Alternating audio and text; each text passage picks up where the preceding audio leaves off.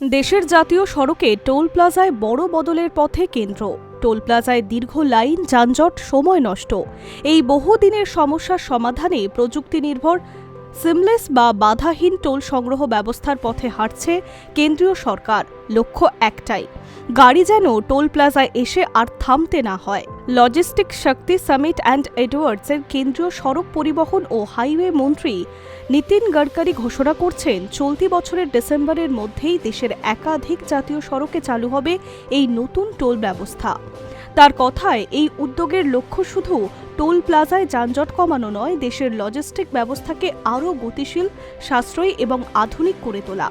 নতুন এই ব্যবস্থার কেন্দ্রে থাকছে প্রযুক্তির ত্রিমুখী ব্যবহার, automatic number plate recognition camera, artificial intelligence নির্ভর বিশ্লেষণ এবং RFID ভিত্তিক ফাস্ট্যাগ। সহজ কথায়, কোনো গাড়ি টোল প্লাজার কাছে পৌঁছানোর সঙ্গে সঙ্গেই ক্যামেরা তার নম্বর প্লেট শনাক্ত করবে। সেই তথ্য মিলিয়ে দেখা হবে ফাস্ট্যাগের সঙ্গে। সব ঠিক থাকলে নির্দিষ্ট টোলের টাকা স্বয়ংক্রিয়ভাবে কেটে নেওয়া হবে গাড়ির ফাস্ট্যাগ অ্যাকাউন্ট থেকে। অর্থাৎ আর থামা নয়, আর অপেক্ষাও নয়, গাড়ি চলবে নিজের গতিতেই। এই ব্যবস্থার সবচেয়ে বড় সুবিধা হচ্ছে সময় বাঁচানো। প্রতিদিন হাজার হাজার গাড়ির টোল প্লাজা দাঁড়িয়ে যে সময় নষ্ট হয় তা কমাতে এই উল্লেখযোগ্য ভাবনা। তার সঙ্গে কমবে জ্বালানির অপচয়। দীর্ঘক্ষণ ইঞ্জিন চালু থাকলে লাইনে দাঁড়িয়ে থাকার সময় অনেকটা পরিমাণ তেল খরচা হয়, সঙ্গে দূষণও হয়। পরিবহন বিশেষজ্ঞদের মতে শুধু যাত্রীবাহী গাড়ি নয়, পণ্যবাহী ট্রাকের ক্ষেত্রেও এই পরিবর্তন বড় প্রভাব ফেলবে। পণ্য পরিবহনের সময় কম লাগলেও সরবরাহ ব্যবস্থা হবে দ্রুততর, যার সরাসরি প্রভাব পড়বে বাজার দর ও অর্থনীতির ক্ষেত্রে। সরকারের দাবি, এই প্রযুক্তি নির্ভর টোল প্লাজার অন্যতম লক্ষ্য দেশের লজিস্টিক খরচ আরও কমানো। বর্তমানে ভারতের লজিস্টিক খরচ জিডিপির প্রায় 10% নেমে এসেছে, যা কয়েক বছরে আরও 16% আশেপাশে ছিল।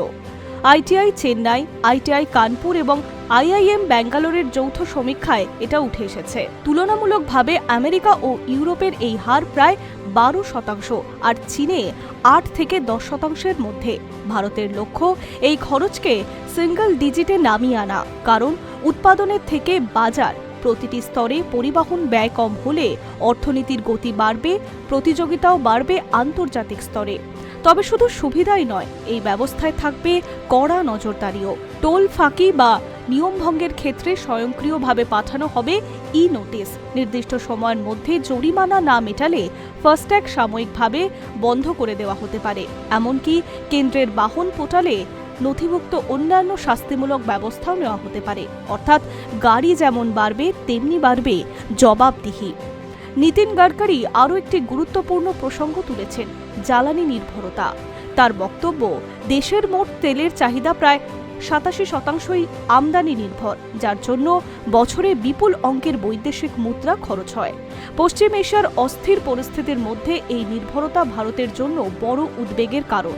তাই সড়ক ব্যবস্থার আধুনিকীকরণের পাশাপাশি বিকল্প জ্বালানি, বায়োফুয়েল এবং পরিবহন দক্ষতা বৃদ্ধিকে সামনে গুরুত্ব দিচ্ছে কেন্দ্রীয় সরকার।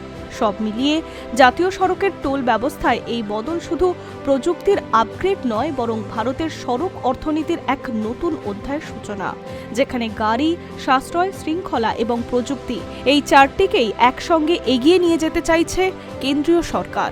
High news network.